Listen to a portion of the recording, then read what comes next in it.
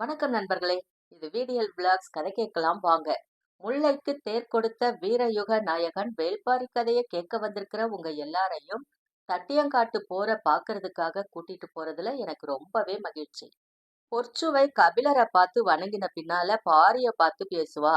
அந்த நிமிஷத்துல அவனை தாக்கி அழிக்கணும் அப்படின்ற ஆணையோட தான் நல்ல பயிற்சி பெற்ற வீரர்களை குலசேகர பாண்டியன் அனுப்பியிருந்தாரு. பொற்சுவைக்கு இது புரிஞ்சு போச்சு. அதனால பாரிய பார்த்து வணங்காம ஈங்கையனை பார்த்து கைகளை குவித்து கால் தொட்டு வணங்க முற்படுறா. ஈங்கையன் பதற்றத்தோட அவளை தடுக்க முற்படும் போது பாண்டிய வீரர்களோட ஈட்டிகள் மின்னலா பாயுது. எதிர்பார்க்காத நேரத்துல தாக்குதல்ல இறங்கின பல்லக்கு தூக்கிகளை சுத்தி நின்னுட்டு இருந்த பரம்பு வீரர்கள் கண்ணிமைக்கும் நேரத்துல வெட்டி சரிக்கிறாங்க. ஒருத்தன் கூட உயிர் தப்பல. தாக்குதல் ஓசை கேட்டு பதட்டத்தோட பல்லக்க விட்டு வெளியில வந்த சுகமதி, ஐயோ இளவரசி அப்படின்னு கத்திக்கிட்டே ஓடி வரா. அது வரைக்கும் போன எபிசோட்ல பார்த்தோம். அதுக்கப்புறம் என்ன நடந்துச்சுன்னு இந்த எபிசோட்ல பார்க்கலாம். வீரயுக நாயகன் வேள்பாரி பகுதி 103. தட்டியங்காட்டுல 6ஆம் நாள் போர் தொடங்க இருந்துச்சு. ரெண்டு பக்கமும் படைகள் அணிவகுத்து நின்னுச்சு. வழக்கம் போல திசைவேழர் பரன் மேல ஏறாரு. நேத்திக்கு போல இன்னைக்கு இருக்காது. தாக்குதல் முழு அளவுல இருக்கும் அப்படின்னு நினைச்சிட்டு நாழிகை கோலோட நிழலை உத்து பாத்துக்கிட்டு இருந்தாரு. போர் தொடங்குறதுக்கான நேரம் நெருங்கின பின்னாலையும் உதியஞ்சேரலும் செங்கன சோழனும் கூடாரத்தை விட்டு வெளிவரல. ஈங்கையன் தங்களுக்கு வழங்கின வாக்குப்படி நடந்துக்கிட்டானா அப்படின்றது தெரியல. ஆனா பரம்பு படை முழுமையா தட்டியங்காட்டுல வந்து அணிவகுத்து நிக்குது. அப்படின்னா பாரி கொல்லப்படலையா? என்னதான் நடந்தது அப்படின்னு தெரிஞ்சுக்க ரெண்டு பேரும் தவிச்சாங்க. இன்னொரு பக்கத்துல குலசேகர பாண்டியனோட கூடாரத்துல பொதிய வெப்பன் இருந்தான். நேற்றிரவு இரளிமேடு நோக்கி புறப்பட்ட பொற்சுவை இன்னும் வந்து சேரல.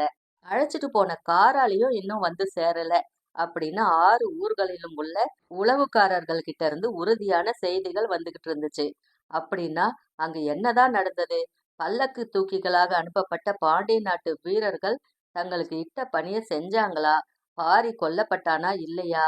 பரம்பு படை வழக்கம் போல வந்து அணிவகுத்து நிக்கிறத பார்த்தா பாரி கொல்லப்படல அப்படின்னு தெரியுது. ஒருவேளை பாரி தாக்குதலுக்கு உள்ளாகி அவனுக்கு சிகிச்சை அளிக்கிறாங்களா? பொற்சுவை என்ன ஆனா அப்படின்னு விடை தெரியாத கேள்விகளுக்கு முன்னால நிலை கொள்ள முடியாத பதற்றத்துல நின்னுட்டு இருந்தாரு பேரரசர் குலசேகர பாண்டியன். போர் தொடங்கும் நேரம் நெருங்கினதால செங்கன சோழன், நாம் முதலில் போர்க்களம் புகுவோம், இல்லை என்றால் பாண்டியனுக்கு நம் மீது ஐயம் உருவாகும். ஈங்கையனின் தாக்குதல் என்னதான் ஆனதென்று அங்கிருந்தபடியே தெரிந்து கொள்ள முயல்வோம் அப்படின்னு உதயஞ்சேரல் கிட்ட சொல்றான். ரெண்டு பேரும் கவசம் போட்டுக்கிட்டு போர்க்களம் புறப்படுறாங்க. பாண்டியனுக்கும் இதே நிலைதான். நாம் போர்க்களத்தில் இல்லை என்றால் சேரனுக்கும் சோழனுக்கும் நம் மீது ஐயம் வரும். எனவே வழக்கம் போல் நாம் போர்க்களம் செல்வோம். பாரியின் மீதான நம் வீரர்களின் தாக்குதல் பற்றி அங்கிருந்தபடியே அறிந்து கொள்ள முயல்வோம் அப்படின்னு சொல்லிட்டு பொதியவர்பன் கூட போர்க்களம் புறப்படுறாரு குலசேகர பாண்டியன். பரம்பு வீரர்கள் வழக்கம் போல முழு ஆற்றலோட களத்துல நிக்கிறாங்க. ஆனா பரம்பு தளபதிகள் எல்லாரும் பெருங்கலக்கத்துல இருந்தாங்க. நேற்றிரவு பாட்டாப்பிரையில எல்லாரும் இருக்கும் பொழுதே பாரிய கொல்ல நடந்த முயற்சி அவங்கள பேரதிர்ச்சிக்கு உள்ளாக்குது. சுகமதியோட கதறலும் கபிலரோட கண்ணீரும் யாரையும் இயங்கவே விடல. பாண்டிய வீரர்கள் எறிந்த ஈட்டிகள் பொற்சுவையையும் வீழ்த்திருச்சு. கபிலர் ஓடி போய் அவளை தூக்குறதுக்கு முன்னாலேயே உயிர் பிரிஞ்சிருச்சு. அதுக்கு பின்னாலதான் பல்லக்கிலிருந்து சுகமதி வெளியில வந்தா.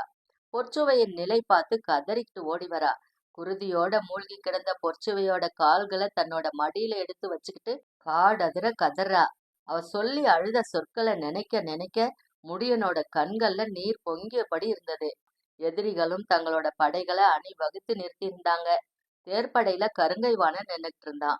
படையின் நடுப்பகுதியில மையூர் கிழார் நின்னுட்டு இருந்தாரு. குதிரையில போய்கிட்டே எல்லாத்தையும் பார்த்துக்கிட்டு படையை கடந்து போறான் முடியன். அவனால சிந்தனைய ஒருமுகப்படுத்த முடியல.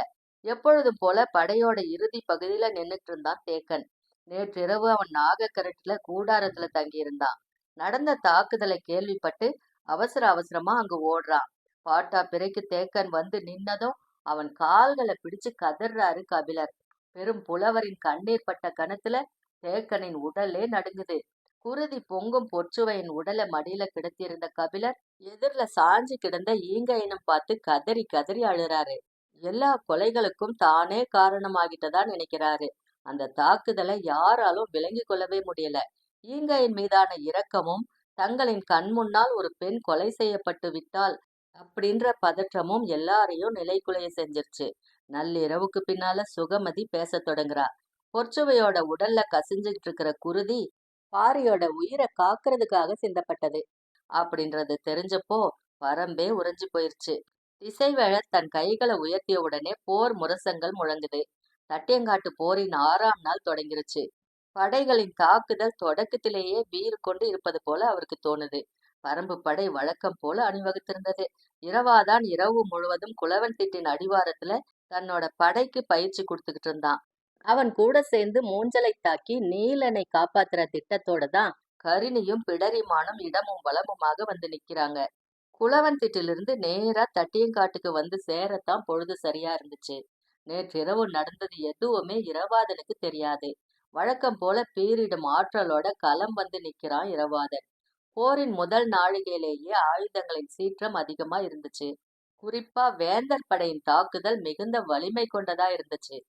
எப்பவுமே உதிரன் போர் தொடங்கின நிமிஷத்திலேயே அதை முடிவு செய்வான். நேற்றிரவு பாட்டாப்பிரையில தாக்குதல் நடந்த பொழுது அவன் கையருகில தான் ஈங்கையன் இருந்தான். அவன் மீது ஈட்டிகள் பாய்ந்த போது துடிச்சு போறான் உதிரன். தாக்குதல் நடத்திய பாண்டியன் பல்லக்கு தூகிகளை கன நேரத்துல பரம்பு வீரர்கள் வெட்டி வீசிட்டாங்க. ஆனாலும் ஈங்கையனை இழந்ததால வந்த ஆவேசம் கட்டுக்கடங்காம இருந்துச்சு. சுகமதி பேசத் தொடங்கின பின்னாலதான் நிலைமை தலைகீழா மாறுது. வேட்டுவன் பாறைக்கு பக்கத்துல சிகிச்சை எடுத்துட்டு வந்த ஈங்கையனையும் அவனது தோழர்களையும் நம்பிக்கைக்கு உரியவங்க அப்படின்னு தெரிவிச்சது நீலனும் உதிரனும் தான். அவங்கள பத்தி இன்னும் நல்லா விசாரிச்சு தெரிஞ்சுக்காம தவறு செஞ்சிட்டோமே அப்படின்னு தோணுது. ஆனாலும் துரோகம் கழுத்து வரை வந்து நின்னதை யாராலும் எளிதில கடக்க முடியல. தேக்கன், முடியன், உதிரன், விண்டன் அப்படின்னு எல்லாருமே தட்டியங்காட்டுல நிலை குலைஞ்சு நின்னுட்டு இருந்தாங்க. வேந்தர்களோட தரப்புல குலசேகர பாண்டியன், செங்கன சோழன், உதியஞ்சேரல், பொதிய வெப்பன் ஆக 4 பேரும் விடை அறிய முடியாத கேள்விகளோட நின்னுட்டு இருந்தாங்க. அவங்களால போர்க்களத்துல கவனம் கொள்ளவே முடியல. ஆனா அவங்கள தளபதிகளான உருமன்கொடி, துடும்பன், வெறுகாலன், மாகனகன், கருங்கைவாணன், மயூர்கிழார் ஆக யாருக்குமே எந்த பதற்றமும் குழப்பமும் இல்ல. நேற்றிரவு நடந்தது எதுவுமே அவங்களுக்கு தெரியாது. அதனால அவங்க போர்க்களத்துக்குரிய செயல் திட்டங்களோட நின்னுட்டு இருந்தாங்க. தாக்குதலோட தன்மைய வழக்கம் போல குளவன் திட்டிலிருந்து பார்த்துக்கிட்டு இருந்தாரு பாரி. நேற்றிரவு கண்களுக்கு முன்னால பீரிட்ட குருதியெல்லாம் தன் பொருட்டே பீரிட்டது. கபிலரோட மடி மீது சாய்ந்து கிடந்த பொற்சுவைய ரொம்ப நேரம் பார்த்துக்கிட்டே இருந்தான். இன்னொரு பக்கம் ஈங்கையனோட உடல் கிடந்தது. சுகமதி சொல்ல கேட்ட பின்னால அவனோட உடலை யாருமே மடி மேல தூக்கி வச்சுக்கல. கொல்லப்பட்ட 2 பேருக்காக கலங்கிய உள்ளம் கொஞ்ச நேரத்திலேயே ஒருவருக்கு எதிராக மாறிடுச்சு. ஈங்கையன் தன் குலம் காக்கத்தானே இந்த கொடிய செயலுக்கு ஒத்துக்கிட்டு இருக்கிறான். தலைமுறையா போராடியும் சோழ பேரரசை வீழ்த்த முடியல. இந்த நிலையில தன் குலம் காக்க அவன் செய்த கடைசி முயற்சியா இது இருந்திருக்கு. ஏதோ ஒரு வகையில அவனோட குருதியிலும் தியாகத்தின் சிற்றொலி அடங்கி இருந்துச்சு. மீதம் இருக்கும் கரும்பாக்குடி வீரர்கள் எல்லாரையும் இரவோடு இரவாக பரம்பு வீரர்கள் சூழ்ந்துகிட்டாங்க. அதுலயும் ஒரு சிலருக்கு மட்டும்தான் இந்த திட்டம் தெரிஞ்சிருந்தது. மத்தவங்களுக்கு அது கூட தெரியல. இவங்களை என்ன செய்யறது? கைது செய்து சிறையிடுறது அப்படின்ற பழக்கமே பரம்பில் இல்ல. தலைவன் செய்த தவறுக்காக மத்தவங்கள தண்டித்தல் தகுமா? இவங்களை இப்படியே விட்டா எதிரிகளோட சேர்ந்து நமக்கு எதிரா போரிடவும் வாய்ப்பிருக்கு அப்படின்னு பரம்பு தளபதிகள் தங்களோட அறத்திற்கும் ஈங்கையனின் துரோகத்திற்கும் இடையில முடிவெடுக்க முடியாம தவிக்கிறாங்க. பாரி குளவன் திட்ட நோக்கி புறப்படும் பொழுது ஈங்கையனின் இறுதிச் சடங்கினை செய்ய அவர்களை அனுமதியுங்கள் அப்படின்னு தேக்கன் கிட்ட சொல்லிட்டு போறாரு. அவனோட சொல்லிலிருந்தே இந்த செயலுக்கு அவன் கொண்டுள்ள கருத்தை தேக்கனால புரிஞ்சுக்க முடிஞ்சது. போர் முடியும் வரை ஆயுதங்களை தொடக்கூடாது. மீறி ஆயுதங்களை கை கொண்டால் அதற்குரிய விளைவுக்கு ஆளாவீர்கள் அப்படின்னு சொல்லிட்டு அவங்க இருக்க வேண்டிய இடத்தையும் தெரிவிக்கிறான். அவங்க எல்லாரையும் காரமலையின் பின்புறமா அழைச்சிட்டு போக பரம்பு வீரர்கள் தயாரானாங்க. தேக்கன் தட்டியங்காட்டுக்கு வந்து சேர்ந்த கொஞ்ச நேரத்திலேயே போர் தொடங்கிருச்சு. வழக்கம் போல இரு பக்க அணிகளும் போரிட்டுக்கிட்டு இருந்துச்சு. அவனுடைய எண்ணங்கள் முழுக்க நேற்றிரவு நடந்த நிகழ்வு பற்றியே இருந்துச்சு. கபிலர் பொற்சுவை வருவதற்கு அனுமதி கொடுக்கவில்லை என்றால் என்ன நடந்திருக்கும்? குகை காவலின் பொழுது ஈங்கையினால் பாரியை ஒன்றும் செய்துவிட முடியாது. அது கொடி வரிசை கொண்ட குகை. பாரி எங்கு துயில்கிறான் என்பதையே கண்டறிய முடியாது. காவல் எல்லையை தாண்டி உள்ளே நுழைந்திருந்தால் வெளிவருவதற்கான வழியையே கண்டறிய முடியாது. ஒன்றினில் ஒன்றாக பின்னல் தொடர்புகளை கொண்ட அக்குகைக்குள் நுழைபவன் எளிதில் சிக்கிக் கொள்வான். ஈங்கையனின் நோக்கமும் அனைவராலும் அறியப்பட்டிருக்கும். கோட்டைகளிலும் அரண்மனைகளிலும் நடக்கும் சதியைப் போல எந்த ஒரு தாக்குதலையும் பரம்பில் எளிதில் நடத்திவிட முடியாது. ஆனால் யாராக இருந்தாலும் ஏமாறும் ஓர் இடம் உண்டு. அதுதான் பரம்பு வீரர்கள் பல்லக்கின் தன்மையை அறியாமல் பாட்டாப்பிரை வரைக்கும் வர அனுமதித்தது. அந்த வகையான பல்லக்கினை இதற்கு முன்னால் பார்த்தறியாததாலும் இரவு நேரமாக இருந்ததாலும் அதன் மேற்புறத்தில் மறைத்து வைக்கப்பட்டிருந்த ஈட்டிகளை கவனிக்காமல் விட்டனர். கொஞ்ச நாளாவே ஈங்கையனோட தாக்குதல் சொல்லிக் கொள்ளும்படி இல்லை. அதுக்கு காரணம் அவன் வகுக்கப்பட்ட படையினுடைய தாக்கி முன்னேறும் பயிற்சி அற்றவன் அப்படின்னு நினைச்சோம். ஆனா அவன் எதிரிகளால இயக்கப்பட்டிருக்கிறான் அப்படின்றத புரிஞ்சுக்காம விட்டுட்டோம் அப்படின்ற எண்ணங்களை ஓட விட்டபடி ஈட்டியை ஊன்றி பிடிச்சுக்கிட்டு நிக்கிறான் தேக்கன். பொழுது உச்சத்தை தொட்டுக்கிட்டு இருக்குது. பரம்பின் வீரர்கள் வழக்கம் போல தாக்குதலை நடத்திக்கிட்டு இருக்கிறாங்க. வாட்படை தளபதியா இருக்கிற தேக்கன் பின் வரிசையில இருக்கிறதால இளம் வீரன் அருவன் படையை வழி நடத்துறான். முடியனோட சிந்தனையில வெறுமை பரவி இருந்துச்சு. பரம்போட உள்நிலத்துக்குள்ள தனது கை கெட்டும் தொலைவுல எதிரியின் ஈட்டிகள் பாய்ஞ்சிருக்கு அப்படின்னா நாம இன்னும் எச்சரிக்கையா இருந்திருக்கணும். நாம தவற விட்ட இடம் என்ன அப்படின்னு சிந்திச்சுக்கிட்டே இருந்தான். வேந்தர் படையோட தாக்குதல்ல ஏதோ ஒரு வேறுபாடு இருக்கிறத அப்பப்ப பார்க்க முடிஞ்சது. ஆனா பெருசா எதுவும் தெரியல. பகல் பொழுதின் 2வது நாளையே நெருங்கிக்கிட்டு இருக்கும்போது வேந்தர் படையின் தாக்குதல்ல வேகம் கூடுது. வெறும் தடுப்பரன் தாக்குதல் மட்டும் போதாது, உத்திய மாத்தணும் அப்படின்றத உதிரன் தான் முதல்ல உணர்றான். கூவல் குடியினர் மூலம் செய்தி முடியனுக்கு சொல்லப்படுது. ஆனா எதிரிகளோட தாக்குதல் திட்டம் என்னவா இருக்கும் அப்படின்றத அவனால கணிக்க முடியல. வேந்தர் படையின் தாக்குதல் பல மடங்கு வீரியம் கொண்டதா இருந்துச்சு. அப்போதான் முடியன் ஒன்ன கவனிக்கிறான். காலையிலிருந்து கருங்கைவாணன் தேர்ப்படையிலேயே நின்னுட்டு இருக்கிறான். ஏன் வேறு பக்கம் போகாம இங்கேயே இருக்கிறான் அப்படின்னு நினைக்கும் போது மயூர் கிழாரோட நினைவு வருது. முடியன் காலையில பார்த்ததை இப்போ நினைச்சு பாக்குறான். கொஞ்சம் அதிர்ச்சியா இருந்துச்சு. இன்றைய போரின் தலைமை தளபதியாக மயூர் கிழாரா களத்துல நிக்கிறான் அப்படின்னு நினைச்சுக்கிட்டு அதை உறுதி செய்யறான். அப்படின்னா தாக்குதலோட உத்தி வழக்கமானதாக இருக்காது. தமது தாக்குதலை உடனடியா மேம்படுத்தணும் அப்படின்னு முடிவு பண்றான். கூவல் குடியினர் மூலமா அனைத்து தளபதிகளுக்கும் செய்தி அறிவிக்கப்படுது. நிலைமையை உணர்ந்த உடனே உதிரன் தன்னோட விற்படிய வேந்தர் படையின் நடுப்பகுதியை நோக்கி முன்னகர உத்தரவிடுறான். தொலை இலக்கு அம்புகள் சீற்றம் கொள்ள தொடங்குது. முடியனோட உத்தரவு இரவாதனை அடையும் பொழுது சரியா 20 நாழிகை முடிஞ்சிருந்தது. நேற்றிரவு நடந்தது எதுவுமே இரவாதனுக்கு தெரியாது. முடியனோட சிந்தனை முழுவதும் மயூர் கிழார சுத்தியே இருந்துச்சு. அவன் ஒன்னும் கருங்கை வாணனை போல பெரு வீரன் கிடையாது. ஆனா பரம்பையும் பரம்பின் தாக்குதலை பற்றியும் தெரிஞ்சவன். அதனால அவனை மிகுந்த எச்சரிக்கையோட தான் கையாளணும் அப்படின்னு நினைச்சிட்டு இருந்தான். மற்ற பகுதிகள்ல வேந்தர் படையினரின் தாக்குதல் வலிமை மிகுந்ததா இருந்துச்சு. பரம்பு படை திறனோட தான் அதையும் எதிர்கொண்டாங்க. வழக்கம் போல பரம்பின் விற்படையை எதிர்கொள்ள முடியாம வேந்தர் படை தளபதி துடும்பன் பின்வாங்க தொடங்குறான். தேர்ப்படை தளபதி வெறுக்காலனோடு கருங்கைவாணனும் இணைஞ்சுக்கிறான். அதனால பரம்பு படை தளபதி விந்தனால முன்னகர முடியல. ஆனா பின்வாங்காம சமாளிச்சுக்கிட்டே இருந்தான்.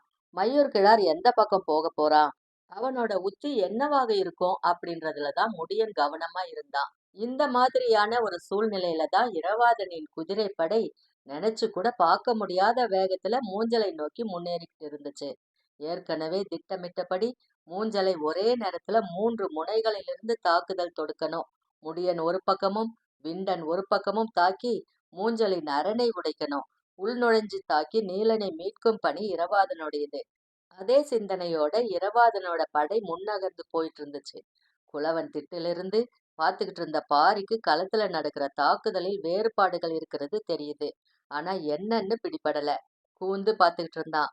இரவாதன் தலைமையிலான குதிரைப்படை சீரும் அம்பு போல எதிரிகளை கிழிச்சிட்டு உள்ள நுழையிறது தெரியுது. குளவன் திட்டிலிருந்து பார்க்கும் பொழுது அதன் வேகத்தை துல்லியமா கணிக்க முடிஞ்சது. மற்ற படைப்பிரிவுகளோட வேந்தர் படை மிக கடுமையா போரிட்டு கொண்டிருக்கும் பொழுது குதிரைப்படையை மட்டும் ஏன் அவ்வாறு எதிர்கொள்ளாம இருக்கிறாங்க அப்படின்ற சந்தேகம் உடனே தோணுது. களத்தை இன்னும் சற்று நேரம் கூர்ந்து பார்க்கறான் பாரி. எதிரிகள் மாறுபட்ட உத்திகளை பயன்படுத்துறாங்க. நம்ம வீரர்கள் அதை புரிஞ்சுக்கிட்டு செயலாற்றணும் அப்படின்னு தோணுது. இந்த எண்ணம் உருவாகிட்டு இருக்கும் போதே இரவாதனோட குதிரைப்படை பாதி தொலைவை கடந்து உள்ளே போயிருச்சு.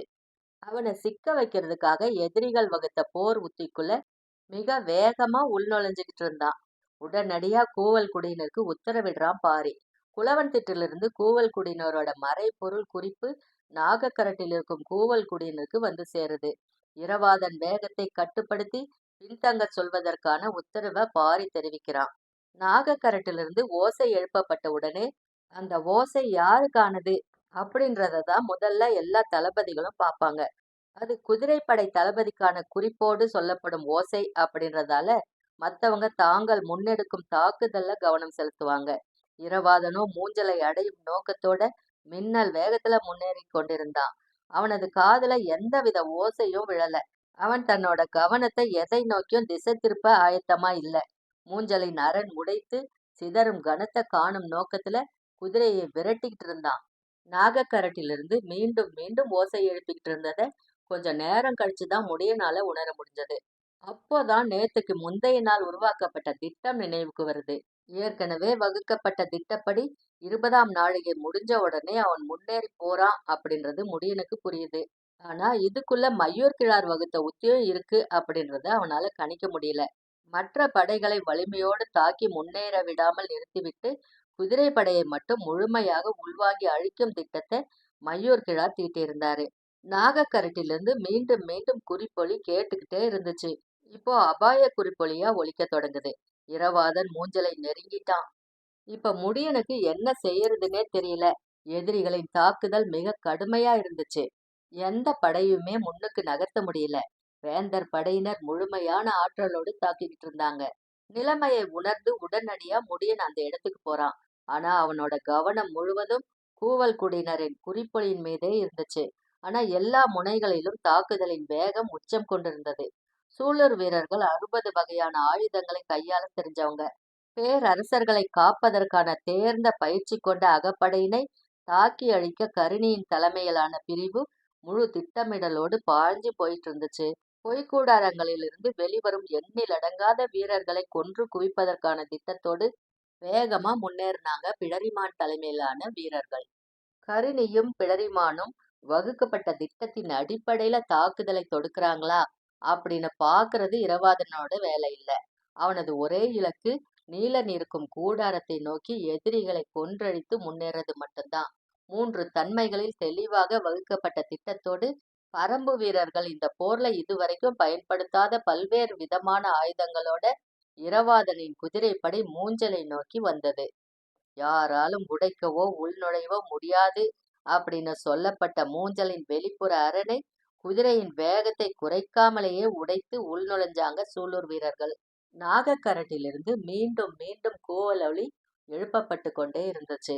களத்தில் இருந்த பரம்பு தளபதிகள் எல்லாருமே குறிப்பொலிய கவனிச்சாங்க. நாகக்கரட்டின் மேலிருந்து வாரிக்கையன் காட்சியை தெளிவா பாக்குறாரு. அன்னைக்கு முடியன் கவலையோடு சொன்னது நினைவுக்கு வருது. இரவாதன் தாக்குதல் போரில் நிகரற்றவனாக இருக்கிறான். ஆனால் களத்தின் முழுமையை கவனித்து முன்னேறுவதில் குறைபாடு உடையவனாக இருக்கிறான். அது ஆபத்தை உருவாக்கிவிடும். காட்சியை பார்த்துக்கிட்டு இருக்கிறத தவிர வேற எதையும் வாரிக்கையனால செய்ய முடியல. குளவன் திட்டிலிருந்தும் இதே ஒலிக்குறிப்பு மீண்டும் மீண்டும் வருது. என்ன செய்யறதுன்னே புரிப்படாம நிக்கிறாரு வாரிக்கையன்.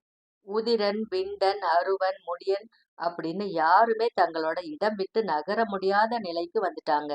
வேந்தர் படை முழு வலிமையோட இறங்கி வந்து மறிச்சு போரிட்டாங்க.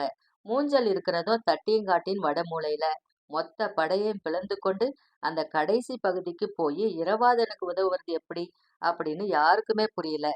போர் சூழல்ல என்ன முடிவெடுக்கிறதுனே தெரியாத கணத்தை முதன் முறையா முடியன் சந்திக்கிறான். உணர்ச்சியின் படபடப்பு அவனை ஆக்கிரமிக்க தொடங்குது. சட்டென ஒரு முடிவுக்கு வரான்.